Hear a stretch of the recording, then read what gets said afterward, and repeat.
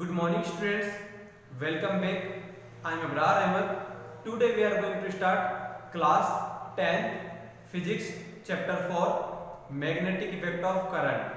So from this chapter some topics are deleted for this year. So let's start. What are the chapters? What are the topics? Our first topic which is not in the syllabus, electric generator. Generator was the one of the most important topic, but this topic is deleted from this year. Direct current, alternating current. Direct current it is also called DC. Alternating current is also called AC. So frequency of AC. AC means alternating current. Advantages of AC over DC. Advantages of direct current over the advantage of alternating current over the direct current. Domestical electrical circuit. Domestical circuit also related. Domestical circuit was one of the most important topic, but it is deleted from the syllabus. Now remaining part we have to start. Now you can note down the deleted portion. Now our next topic is magnetic field. So the magnetic field is the region or space around a magnet. Magnetic field is the region or space around the magnet. It is the region or space around a magnet within which its influence can be experienced. Within which its influence can be experienced is called magnetic field. So magnetic field is the region or space around a magnet within which its influence can be experienced is called magnetic field. Now our next topic is magnetic field lines. The magnetic lines of force, or we can say magnetic lines of force or magnetic field lines. So magnetic lines of force or magnetic field lines are the curve in the magnetic field on which if a unit north pole is placed, then it will follow the imaginary curve. Magnetic field lines or magnetic lines of force are the curves in the magnetic field on which if a unit north pole is placed, then it will follow the imaginary path. Magnetic lines of force are the imaginary lines. It starts from north pole of the magnet and end to the south pole of the magnet, outside the magnet. But inside the magnet, magnetic lines of force move from south pole to north pole. So it is the imaginary lines. Two magnetic lines of force never intersect each other. The magnetic lines of force are the curve in the magnetic field on which if a unit north pole is placed, then it will follow the imaginary curve. This is the definition of magnetic field lines or magnetic lines of force. Here you can see the diagram of magnetic field lines. It's an imaginary lines. When we placed iron powder around the magnetic bar, or we can say bar magnet, so this imaginary path will be formed. So this imaginary path is called magnetic field lines or magnetic lines of force. You can see in the diagram, it starts from north pole and end to the south pole. So it will follow an imaginary path. This is called magnetic lines of force. It's an imaginary line.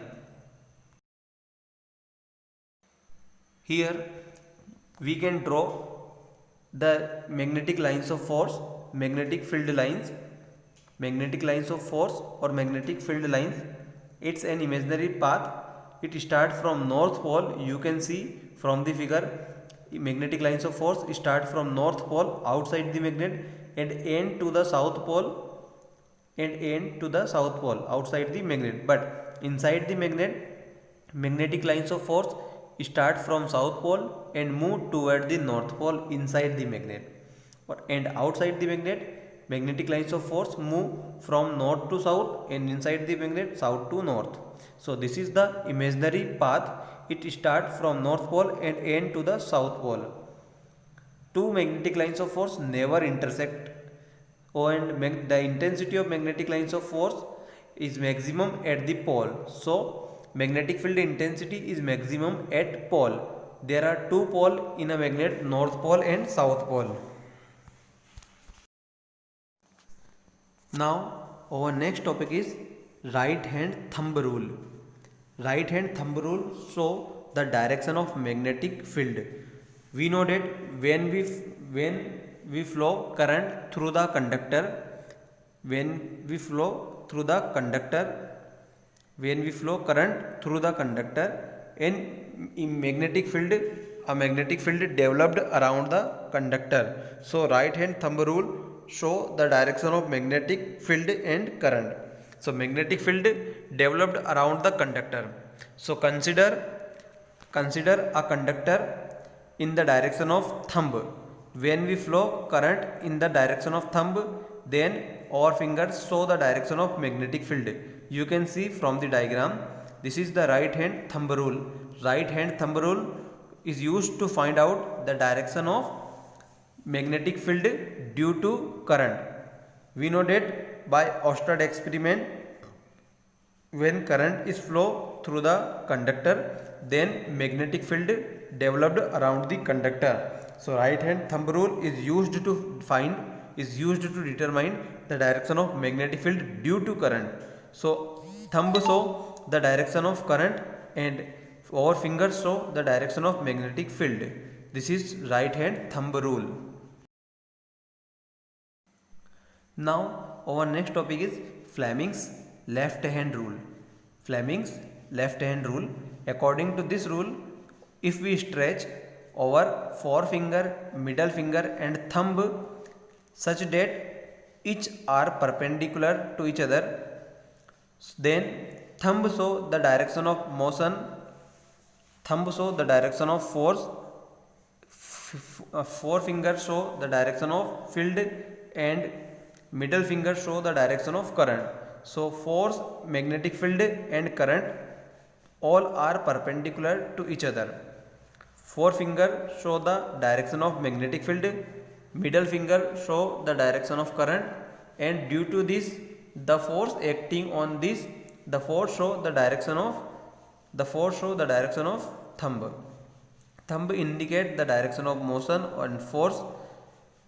Middle finger show the direction of current. Forefinger show the direction of magnetic field. This is Fleming's left hand rule. Fleming's left hand rule is used to determine the direction of force, field and current. Fleming's left hand rule is used to determine the direction of current and magnetic field and force.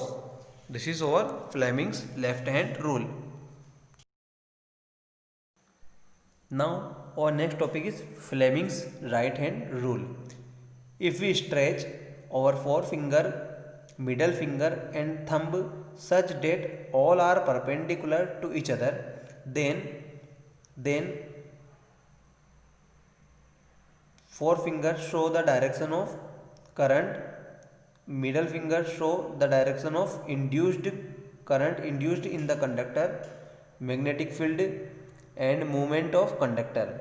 It means when we move any conductor in the direction of thumb, then magnetic field develop in the direction of forefinger and current induced in the conductor show the direction of middle finger. So both are perpendicular to each other.